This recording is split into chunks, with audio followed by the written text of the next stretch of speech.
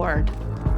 Christmas time, messaging women saying, no, I had a quiet holiday. I went to visit my family in the country. Well, that's my family you're talking about. Okay, well, I'm obviously not going to go on a date with him tomorrow.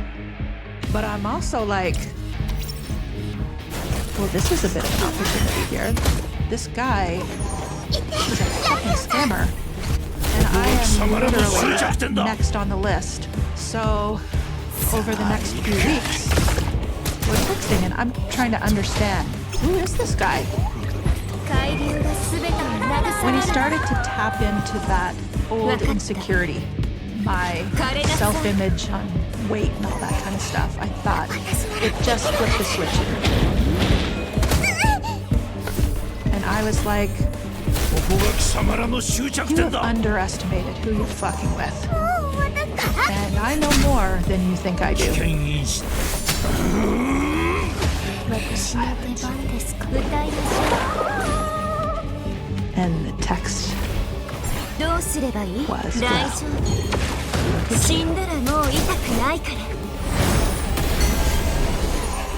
I called my friend Kristen, and I told her what I just discovered.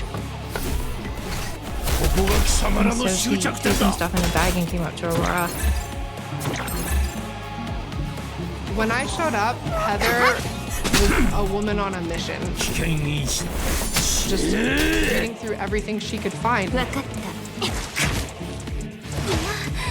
So Kristen arrives, and she's reading through these screenshots. And she was like, Heather, it's not like he's cheating on you. This is his job. This is what he does. This is so much more fucked up than just being cheated on. This guy is a predator, and he's fully online, finding his next marks. I was tearing the house apart, trying to find stuff, and we went into his son's bedroom, and behind this one drawer, I see this bag, and it's just filled with papers and documents, and I realized what I'm looking at is family court documents. It actually has a stamp that says final order, which made me realize there was no trial that had started and been postponed and postponed and postponed. It was done. She had decorated this poor kid's room, and he was never going to see it. She was never going to meet him. That bed was never going to be slept in. I went down to his workshop and I pulled out a drawer. There was a FedEx waybill from our house in Aurora to a company in New York for a Tiffany ring. And I'm like, oh my God, that's my mom's ring. She found receipts to pawn shops. She found missing jewelry.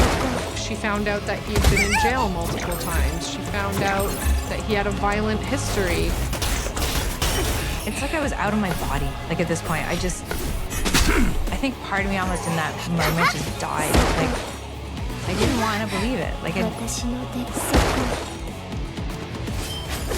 didn't know what to do. And I really didn't know what to do. I didn't want to believe it.